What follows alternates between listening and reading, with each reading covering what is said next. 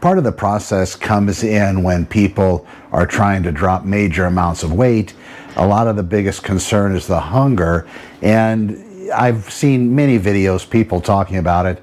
Take it from me, I was 365 pounds with a 65-inch waist. I understand hunger. I know what it's like to go without eating and then having that insane drive forcing you almost to be on autopilot and end up at a drive-through or end up eating some kind of processed junk that you promised yourself 1,000 times you weren't going to eat, but then you did it anyway.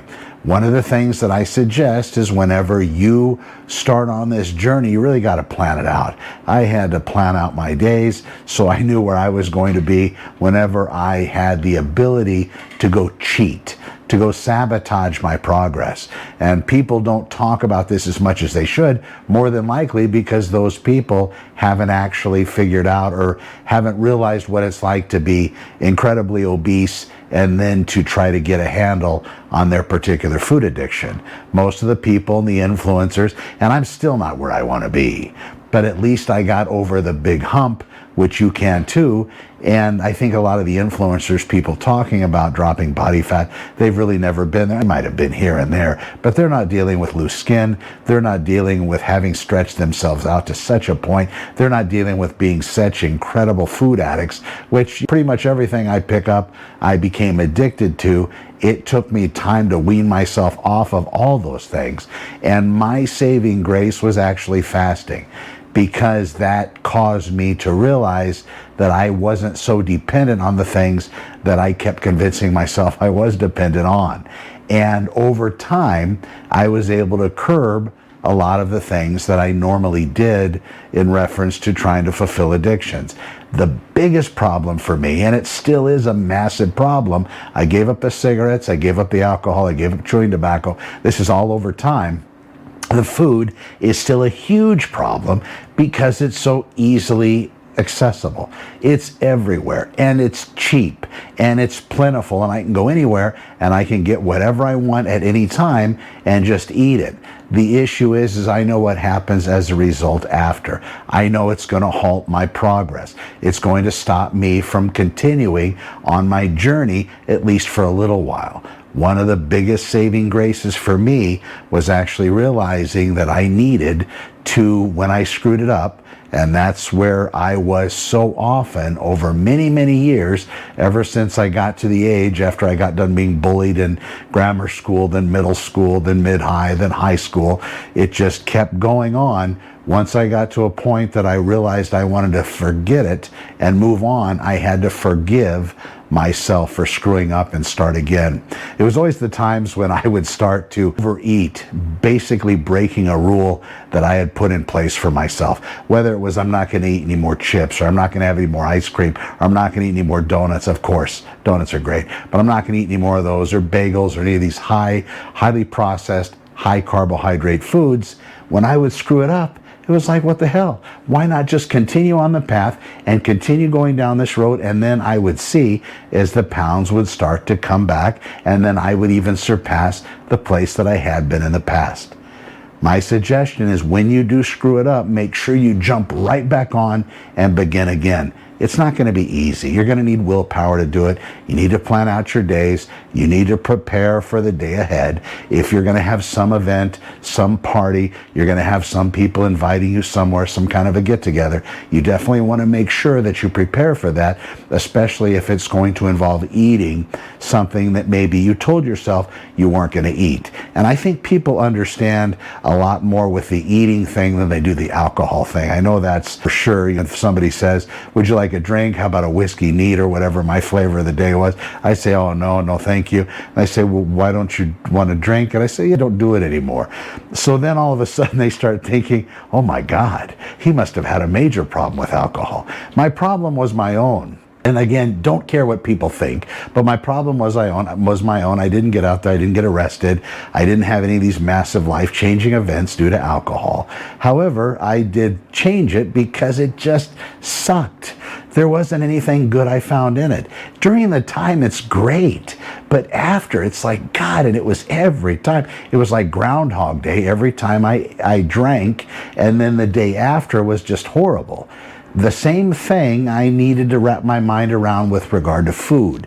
I had to realize that a lot of the types of food I was eating, if it wasn't meat, if it wasn't eggs, if it wasn't fish, if it wasn't vegetables, then I shouldn't have been eating it. Now, fruits, I throw those in, but not very often. They should be more of a dessert, not to really be had all the time. But talk to your doctor, talk to your medical professional before you do anything, I say.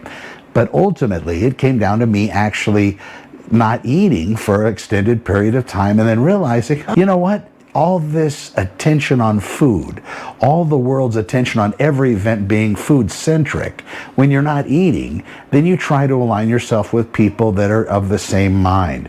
If, in fact, you're in a group of people and the entire group is based on going to and trying new restaurants, for me, that's not a good group to be a member of. But if I'm involved in a weightlifting group or a walking group or a hiking group or something of that nature group, even bird watching, these types of groups better serve me. Maybe you need to switch it up and find what group better serves you. Something that doesn't revolve around whatever addiction you have. I know I was a cop for a long time. People that have big drug addictions, the big cocaine, the big heroin, the big everything. Those are big problems because usually they hang around with people that are very much like them. So when one of them wants to try to break away because they realize these drugs aren't helping them with any kind of forward progression in life, once they try to move away, they get sucked back in. It's the same thing with food. It's the same thing with other things. It's funny how I remember when I used to smoke, people, when they want to bum a cigarette, I don't know about today because they're so expensive, but I know back, and vaping, I don't know how that works either. I don't know if you give somebody a drag or a hit off your vape, but back in the day, oh my God, hey buddy, can I get a cigarette? Oh, here, absolutely. We were very happy to help other people out. I think because we wanted people to be like us. We wanted them to be with us when we were smoking. It was a very strange thing. Food is kind of that way, depending on your circles. I don't know the other illicit drugs, probably the same people like to hang out with like-minded people.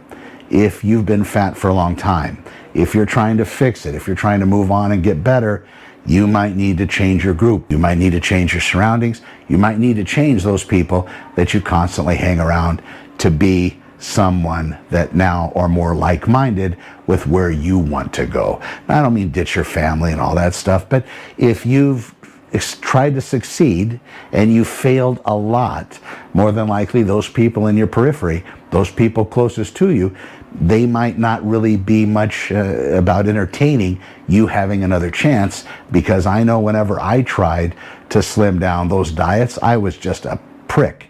The whole time I was completely angry until I discovered fasting and saw where that took me. It wasn't that I was always just trying to limit myself to a certain caloric content, which to me, that was much harder than just saying, I'm not going to eat any food for this particular period of time. And when I do eat, I'm going to eat somewhat normal, not gorging, not going and eating all the processed crap, but the things I talked to you about, the meat, the fish, the eggs, and the vegetables. That's what I tried to do.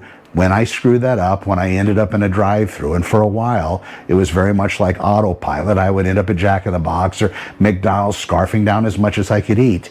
Once I realized that that was not winning for me, and of course, I was very hard-headed, very much an addict for food.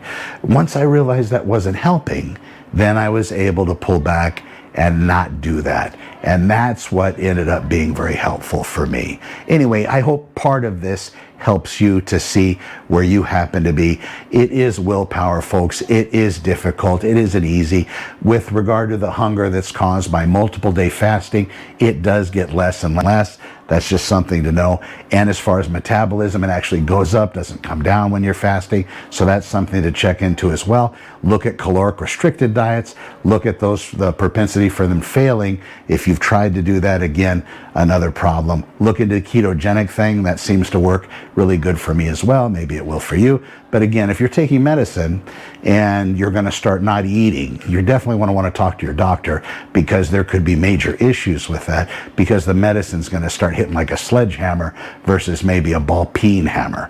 I'm Connor with Honor. We will see you in the next one. And I know your journey is blessed. Just continue. My journey is far from over. I don't know where I'm going to end up, but it's a daily grind to get through out of my head and not eat the junk that I'm still addicted to. I'm Connor. We'll see you soon.